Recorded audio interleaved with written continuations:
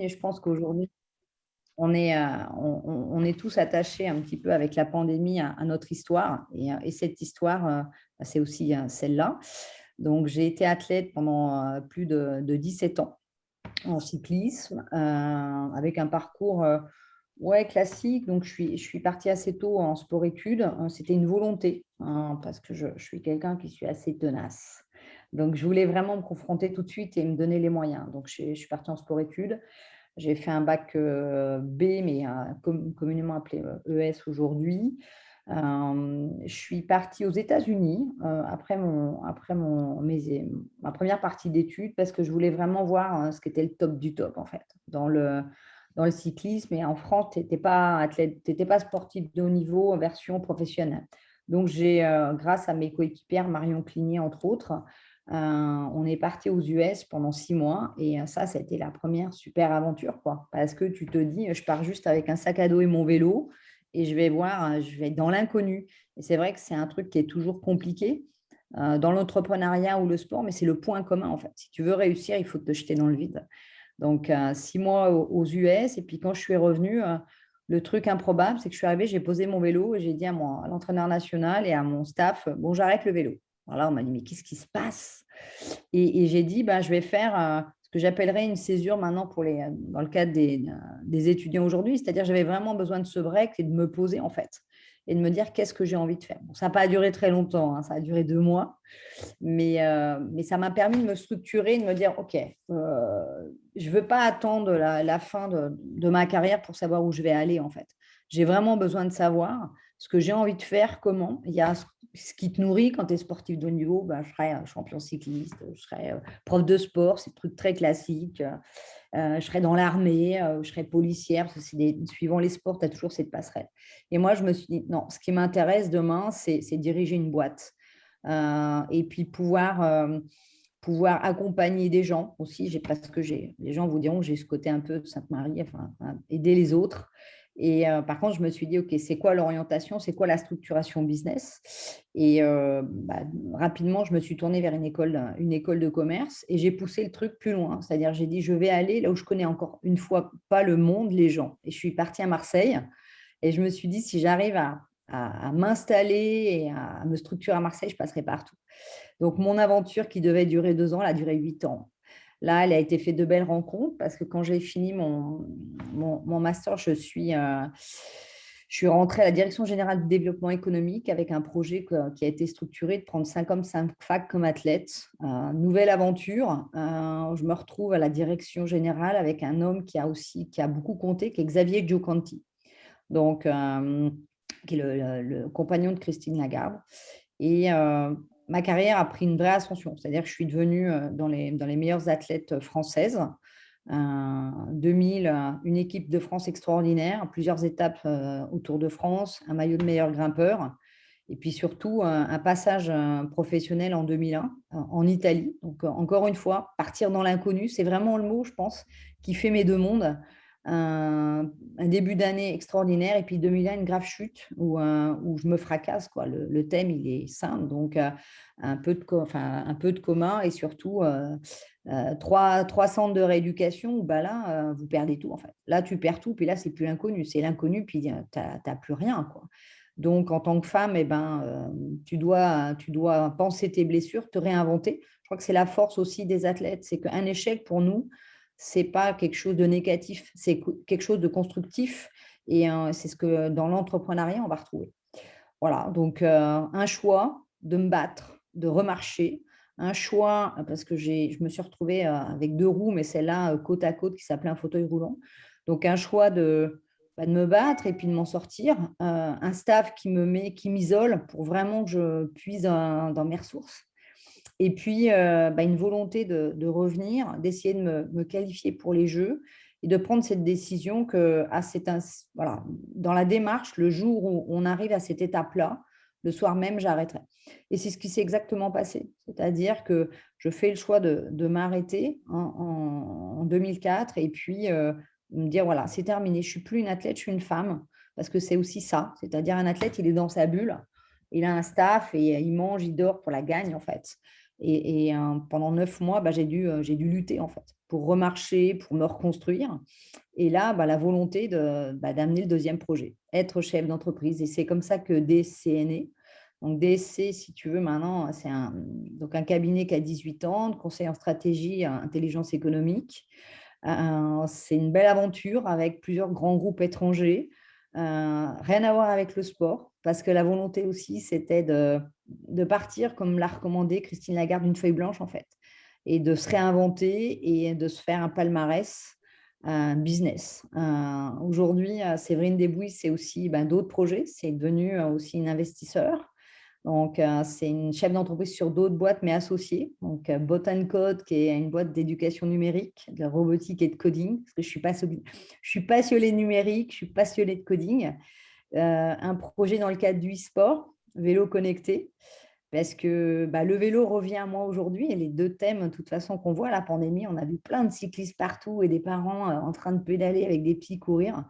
Et c'est vrai que pour moi, le vélo, c'est la liberté. C'est aussi cette pandémie, un engagement auprès de la jeunesse, en fait. Ça a été une lettre de mission que j'ai encore, non rémunérée, pour aider toute cette jeunesse qui galère, des tout petits jusqu'aux ados, et avec des projets dans la mobilité, voilà, dans quelques mois. Donc, Séverine Debouy, c'est une ancienne athlète qui a morflé, pour parler franchement, mais qui s'est battue, qui est aujourd'hui chef d'entreprise et qui est une maman, et une maman qui a été touchée par la pandémie. Mais voilà, échec ne veut pas dire frein, au contraire. Donc, échec veut dire prendre du recul, échec veut dire grandir et puis pouvoir travailler avec les autres. Donc voilà, qui est Séverine Debouy? Je me permets de rebondir sur cet aspect pandémie. Je ne l'avais pas prévu aux questions, mais c'est quand même toujours très, très d'actualité. Tu nous dis qu'en fait, toi, c'est ton état d'esprit qui fait que tu avances sans cesse, sans cesse. Comment tu as vécu la pandémie? Parce que là, pour le coup, c'était l'immobilisme, en tout cas Ouais. physique. Écoute, la pandémie, donc on arrive donc fin mars, et moi je finis une mission assez importante où je me dis, bon, je vais me prendre avril un peu soufflé, etc. Et boum, ce truc arrive. Et la chance que j'ai eue déjà, c'est que j'étais bien entourée, c'est-à-dire familialement, on s'est tout de suite, on a discuté tous ensemble, tu vois, le côté chef d'entreprise, maman tribu. On s'est posé, puis on a essayé de s'organiser.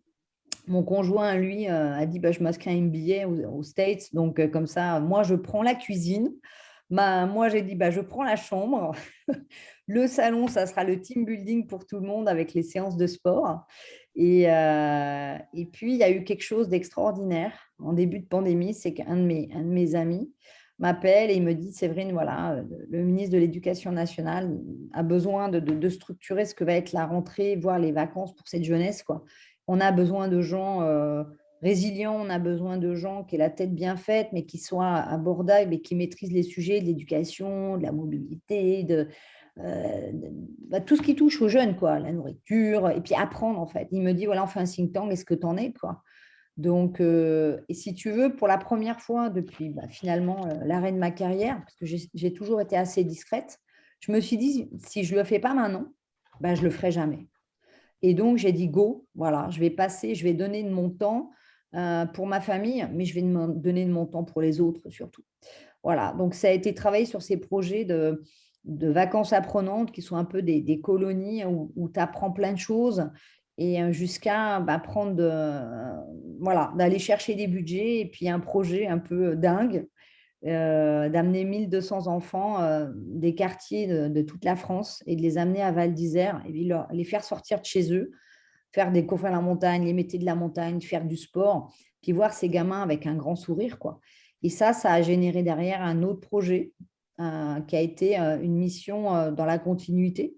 Parce qu'on m'a dit comment on continue avec Séverine Debouy. Et Séverine Debouy, elle a dit si elle fait, elle fera toujours dans les mêmes conditions. C'est-à-dire, elle se donnera pour les autres sans gagner un centime et transmettre, en fait.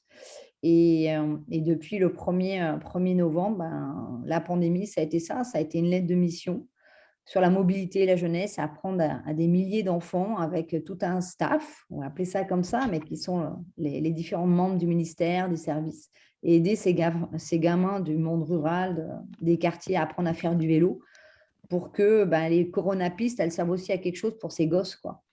Voilà, donc, et ça, c'était important parce que comme j'évoquais, je suis une maman et que malheureusement, j'ai ma petite fille qui est tombée gravement malade, qui est d'ailleurs toujours à l'hôpital. Et donc, voilà, cette résilience, il faut l'avoir et c'est pas vous qui êtes touché, c'est votre enfant.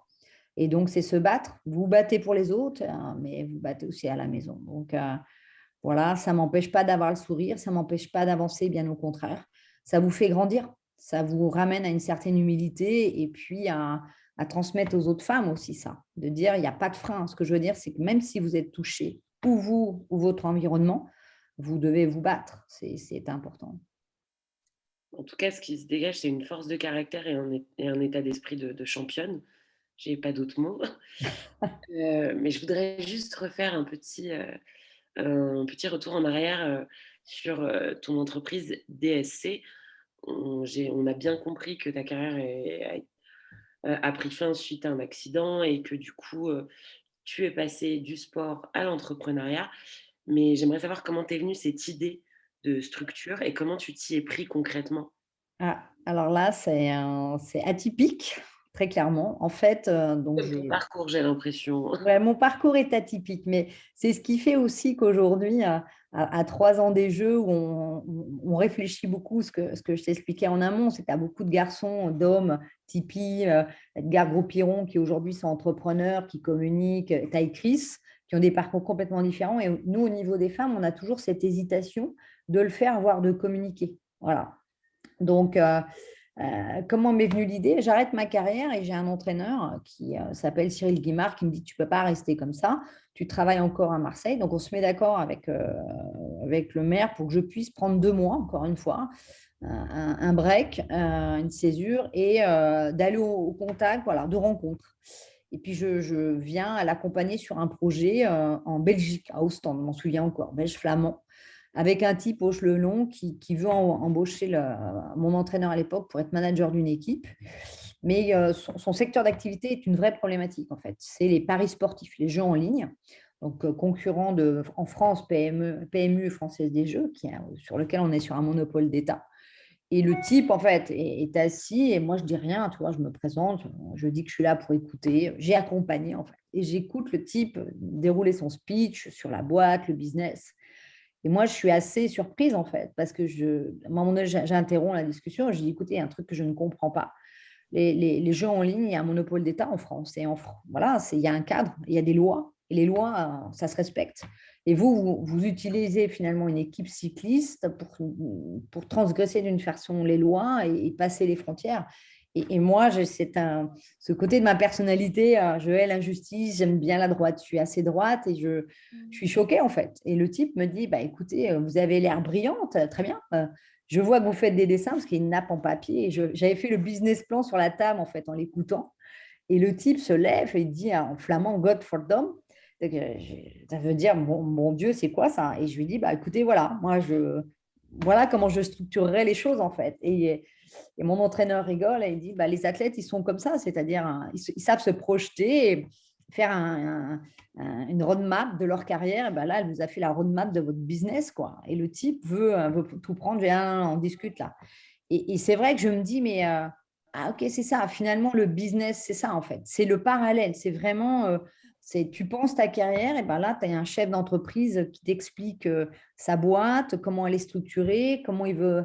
Mais ça m'intéresse en fait. Ça correspond finalement alors, à des briques que j'ai appris à l'école de commerce, mais j'ai envie de le faire. Mais si je le fais, c'est pour réussir. Et le positionnement aussi très concret, ça a été ça. C'est de se dire aujourd'hui, il y a des boîtes comme ça qui ne sont pas connues en France, avec des secteurs d'activité qui sont ceux de demain et après-demain. Là, tu avais très clairement des briques qui étaient le monde du numérique. C'est qu'à travers des business dans le numérique, tu peux faire des grandes choses. Le deuxième point, c'est un secteur d'activité qui finalement est connu en France avec un monopole, mais il y a des milliers de boîtes dans le monde sur ces secteurs et qui peuvent demain grandir et s'investir aussi en France. Le point 3, ça a été de se dire: OK, mais il y a des règles et il y a des cadres. Et comment ces gens-là, ils ne maîtrisent ni les codes de la France, ni ce côté intermanagérial, ni les business ou la cartographie, quoi. Et si tu veux, ça s'est dessiné dans ma tête.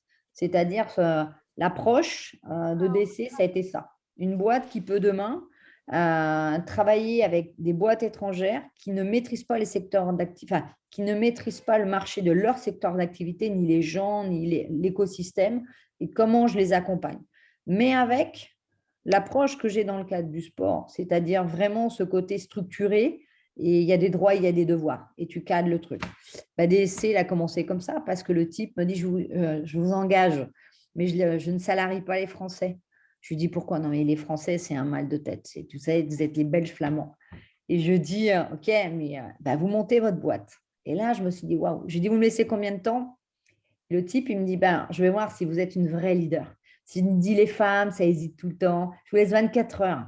J'ai dit, vous me laissez 24 heures. OK. Et Très donc, misogyne.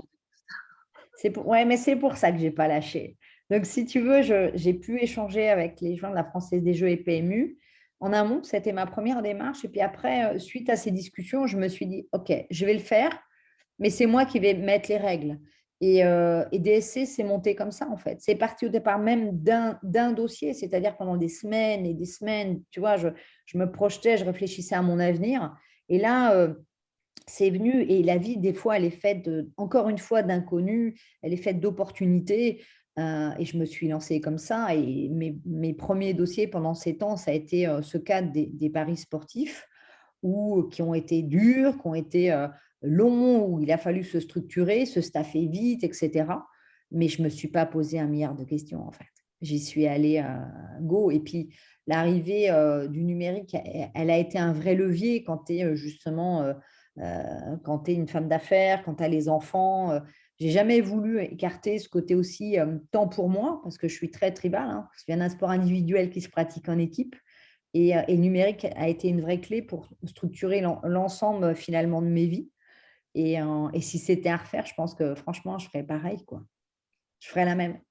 Merci pour ton partage. Je me permets de rebondir, puisque du coup, tu as fait un peu une petite allusion au sexisme et aux a priori auxquels enfin, toutes les femmes ont affaire, et surtout les femmes qui entreprennent. Comment toi, tu as surmonté ça? Est-ce que tu as été beaucoup confrontée à ça? Et si oui, quels conseils tu pourrais donner aux femmes ici qui nous écoutent et qui peut-être ne savent pas trop comment réagir à ce genre de remarques? Écoute, je vais te donner un exemple concret, hein. Quand j'étais plus jeune, j'ai joué au foot, j'étais la seule fille au milieu d'une équipe de garçons.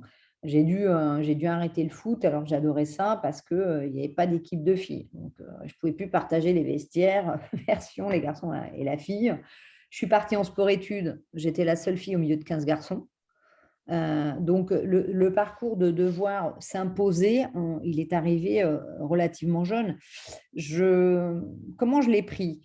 J'ai pas demandé des conditions différentes des autres. C'est-à-dire, par contre, j'ai pris le temps de comprendre comment les garçons et les hommes fonctionnaient, et comment j'ai instauré du dialogue, en fait, en disant, voilà, je ne demande pas des conditions privilégiées, par contre, vous allez me respecter.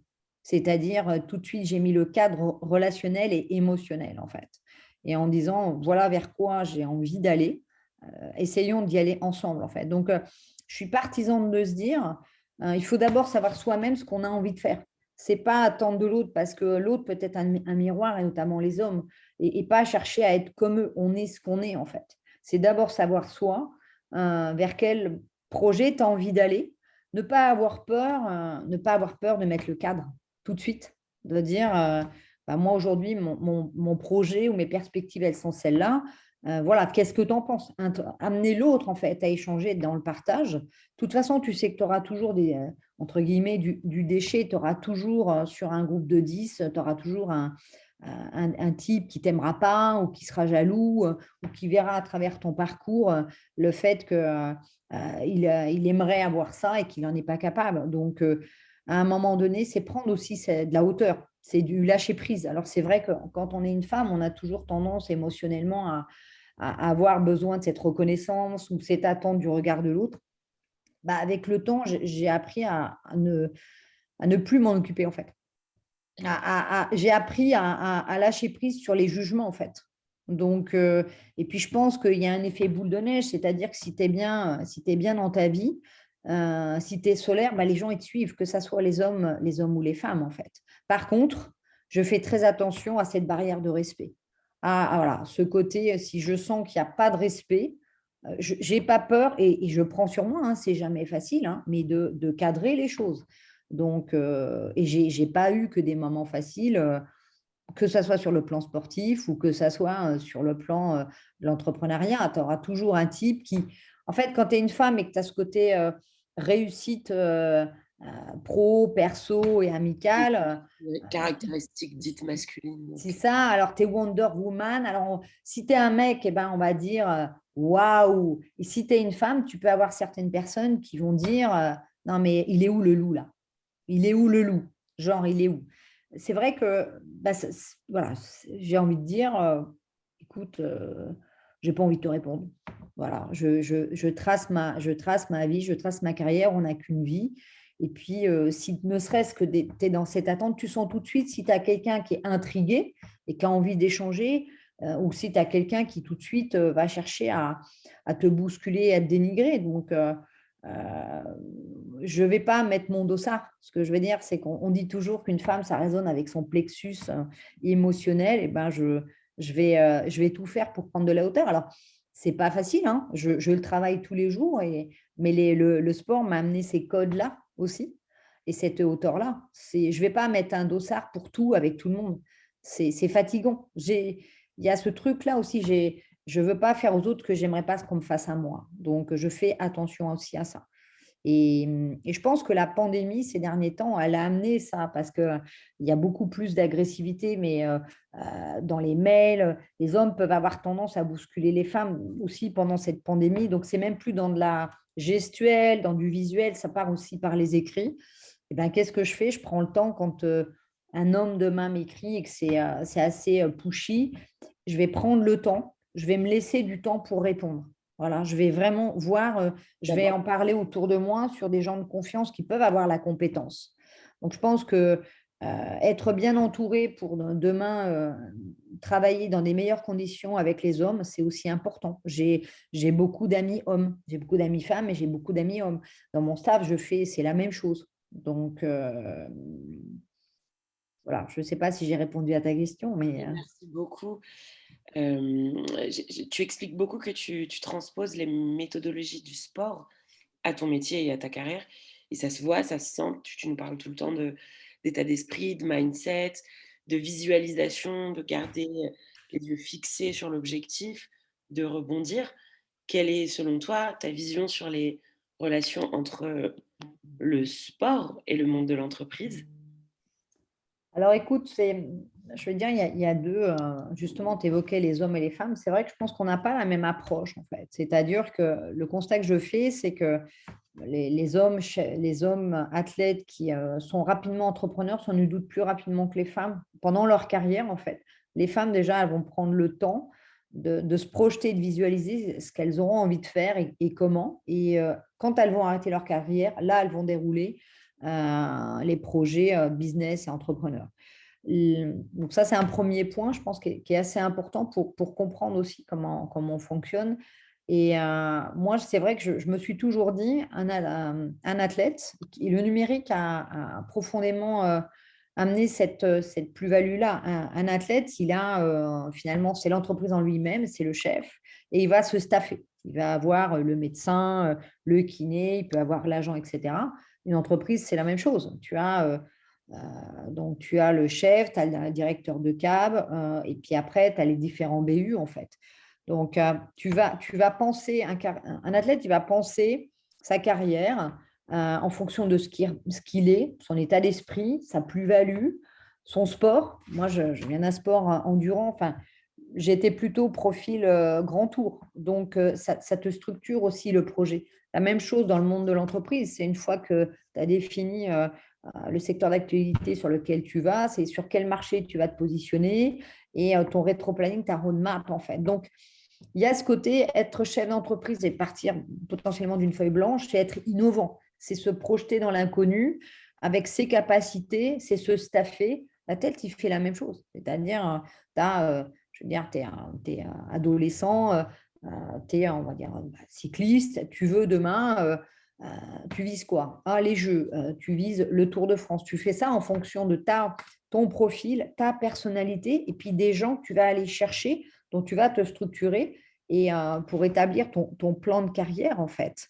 Et tout en pensant à côté sur un certain nombre de projets, ta reconversion, tes investissements. L'entreprise, pour moi, c'est la même chose. Alors, c'est vrai que les hommes ont beaucoup plus de facilité, les hommes athlètes, à se projeter. Je pense que les femmes, on a besoin de démystifier ce qu'est le monde de l'entrepreneuriat parce qu'on va se dire, être salarié dans une boîte, ok, je vois peut-être monter en grade, mais demain, être soi-même chef d'entreprise, d'une PME, voire viser une ETI, on n'ose pas en fait. On n'ose pas parce qu'on se dit, j'ai pas les réseaux, j'ai pas la compétence, je vais pas oser le faire, et est-ce que je vais y arriver? Écoute, quand tu étais athlète, tu t'es pris des portes. Oui, tu t'es pris des portes. Ok, là, ça change quoi? C'est la même chose. La seule chose, c'est oser, oser comprendre ces passerelles-là et ces codes. Et c'est vrai que ces derniers temps, je suis très attachée à ça. J'accompagne beaucoup, mais à titre amical, des femmes qui ont été sportives de haut niveau, qui veulent demain être chefs d'entreprise. Tu vois, qui sont passées, parce qu'on est tous à un moment donné passés par un accompagnement ou avoir été dans des boîtes ou des jeunes femmes qui sortent d'école de commerce et qui vont être salariées, mais qui ont envie de plus en fait. Surtout la génération montante, c'est avec le numérique et leur formation, elles peuvent se permettre tout de suite de se lancer dans l'entrepreneuriat, mais elles ne vont pas oser par rapport à cette problématique de code.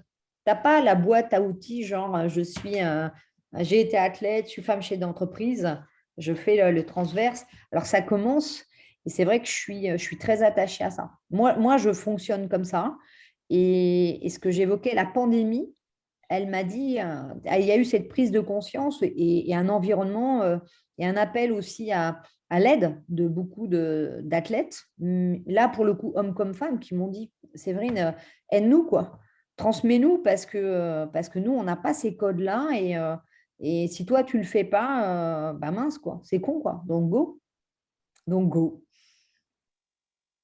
C'est un peu ce qu'on fait aussi avec Chimins Business. On se rend compte que beaucoup de femmes souffrent du syndrome de l'imposteur et surtout que pour se lancer dans le monde de l'entreprise, de l'entrepreneuriat surtout, sans doute et certainement ces femmes manquent de rôle modèle, de voir des success stories féminines. Et heureusement, ça bouge. Il y a des femmes comme toi, il y a toutes les invités qu'on a eues sur ces différents breakfasts. Et en tout cas, moi, au cours de cette année, je sens qu'il y a quelque chose qui se passe, que les femmes osent. Et merci déjà de prendre du temps aussi pour nous inspirer ce matin. Et merci à toutes ces autres femmes aussi qui nous inspirent par leur parcours, tout aussi atypiques et différents les uns que les autres. Et je pense que c'est hyper important et c'est pour ça que c'est important aussi pour Social Builder de créer des moments comme ça pour qu'on puisse entendre parler de belles histoires et de femmes qui ont osé. Et du coup, moi, j'aimerais te poser une autre question. Qu'est-ce qui t'anime aujourd'hui? Je sens cette transmission, cette envie d'aller toujours de l'avant. Mais qu'est-ce qui t'anime aujourd'hui en particulier?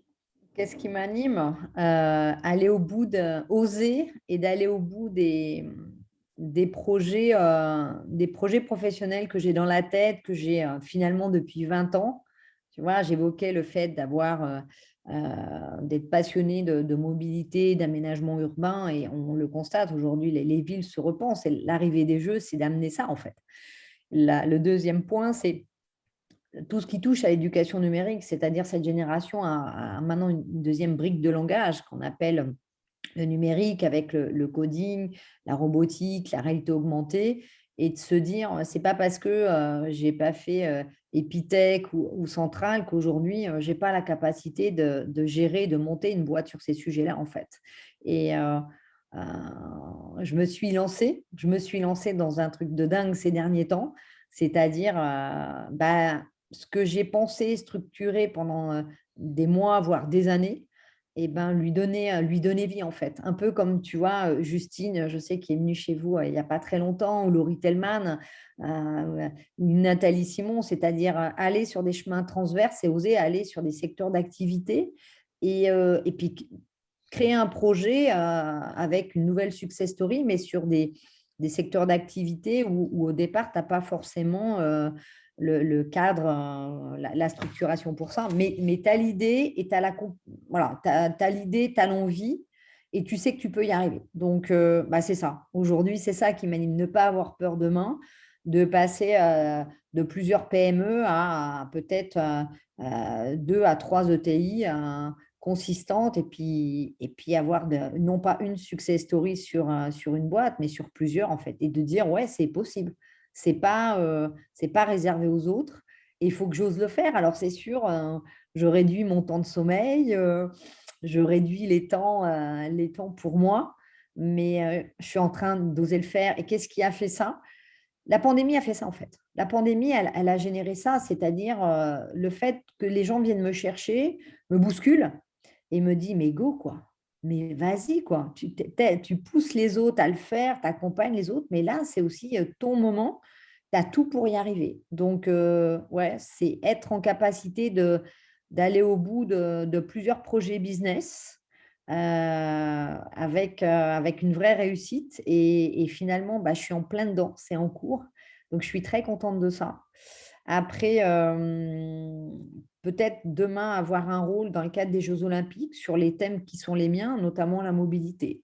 Donc ça, c'est le deuxième sujet. Donc j'y contribue en travaillant au travers de ma mission sur la jeunesse et la mobilité, amener à ce que bah, on puisse se déplacer dans les mois et les années à venir pour ces jeunes à vélo, pour qu'ils soient en bonne santé, que de temps en temps, ils se déconnectent et ils puissent bouger, à découvrir leur ville, des pays en pédalant. Et ça me tient à cœur. Et puis, le côté private, c'est que ma fille se remette rapidement et qu'elle sorte plus fort, en fait, de cette maladie et de la pandémie. C'est vrai que c'est toujours compliqué quand on est sportif, on est confronté. La santé, c'est quelque chose de compliqué, mais c'est soi, en fait. C'est-à-dire, voilà, là, j'ai vécu quelque chose d'inconnu.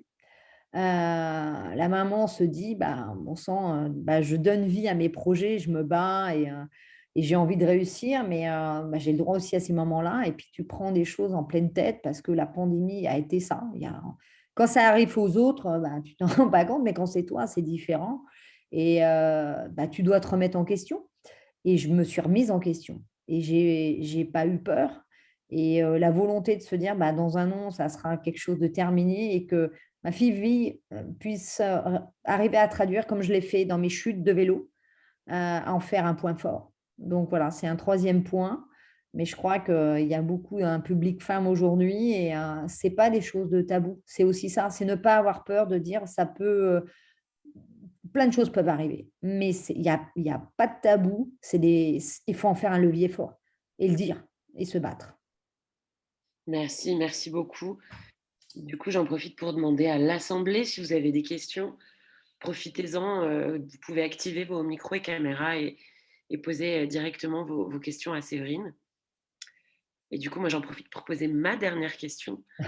Séverine, tu nous as dit beaucoup de choses ce matin et je voulais juste clôturer en quelques mots. Quels sont pour toi les meilleurs conseils que tu puisses donner pour entreprendre? La première, c'est oser vous faire confiance. Oser, le mot oser. Ça, c'est l'audace. C'est quelque chose d'important. On voit que le monde se réinvente. On voit que les métiers de demain sont en train de se créer parce que les gens ont osé. N'ayez pas peur de l'inconnu. J'en suis la preuve, en fait. Finalement, moi, je me suis jetée dans l'inconnu et l'inconnu est venu à moi. L'inconnu m'a bousculée. Sachez très bien vous entourer. Je pense que c'est très important sur le plan familial, sur le plan amical et professionnel. Oser vous structurer. Et puis, bah, quand on grandit, les gens sont peut-être plus forcément à la hauteur ou compétents parce que vous pouvez aller vite. Et puis, les gens ont des leviers, un comptable demain, un avocat. Bah, on ne jette pas les gens comme ça, on prend le temps d'échanger avec. Donc, instaurer aussi le dialogue, c'est quelque chose d'important. N'ayez pas peur de viser l'excellence. N'ayez pas peur. Regardez les étoiles plutôt que vos pieds. Il n'y a pas de honte à vouloir réussir. Il n'y a pas de honte à gagner. La vie, c'est ça en fait. Et la vie, c'est un jeu. Il faut se réinventer et il ne faut pas avoir peur. Donc, c'est pas une. Moi, je viens, voilà, mes parents étaient ouvriers. On me disait, si tu dépasses le Cora de Vichy, waouh, ça sera extraordinaire. Aujourd'hui, je suis la femme que je suis. J'ai plusieurs boîtes, je suis investisseur, je suis maman. euh, et j'ai pas eu peur de casser justement ces modèles ou ces préjugés. Donc, faites-vous confiance. Faites-vous vraiment confiance et de la discipline. C'est très important. Imposez-vous une discipline, même quand ça ne va pas, même quand c'est difficile. Prenez le temps. Si vous levez le matin et que vous ne le sentez pas, eh ben, prenez-vous, si vous n'avez pas beaucoup de temps pour lâcher prise, prenez-vous au moins 1 heure. Chez le coiffeur, esthéticienne, allez prendre un café avec une amie ou un ami et reprenez de l'énergie. La vie, c'est ça. Et l'entrepreneuriat, c'est ça. C'est des beaux projets, c'est des belles choses. Et vous serez la chaîne d'une vie, vous serez la chaîne d'un pays et d'un milieu économique. Et c'est ça aussi transmettre, surtout, hein, surtout maintenant. Merci beaucoup, Séverine. Merci de ta présence, merci pour ton partage, nous avoir partagé ton témoignage, tes conseils. Je vois qu'il n'y a pas de questions, donc ça veut dire que tout a été plus que clair. Merci infiniment. Merci à Maintenant, toi, merci à toutes. non, merci pas à vous. Plutôt pour Séverine, Ah, je t'en prie. est-ce que dans ton parcours entrepreneurial, qu'est-ce qui a été le plus difficile pour toi et surtout comment tu as réussi à surmonter ça? Le plus difficile, ça a été qu'au départ, je suis partie sur une seule brique de secteur d'activité, en fait. Et ça a duré presque 7 ans. Donc, j'ai vraiment été focus.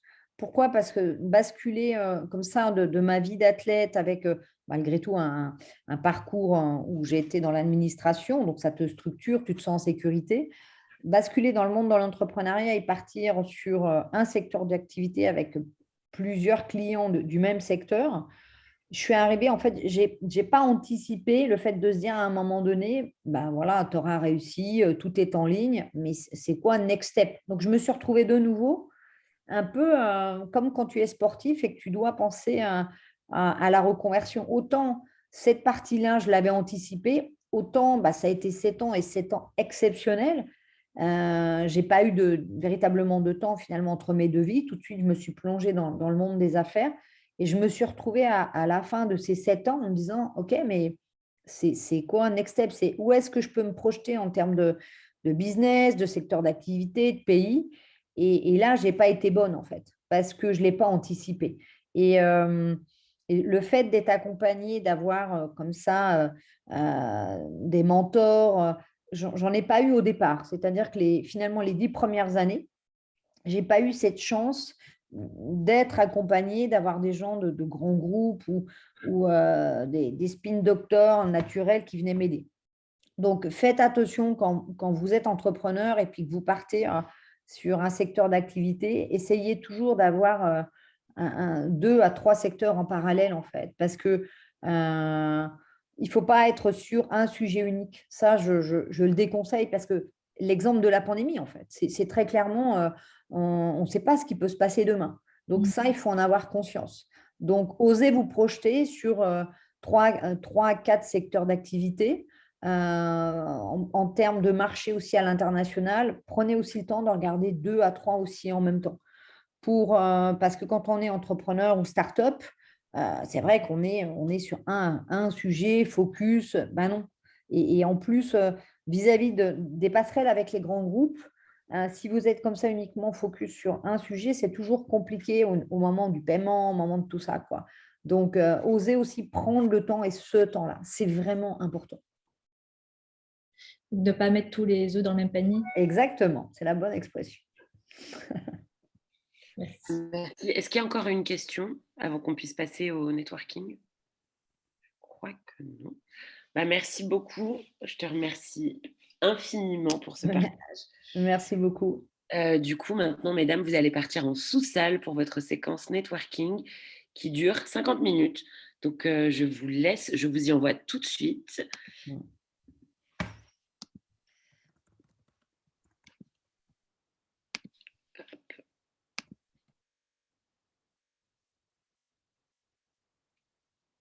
Ah.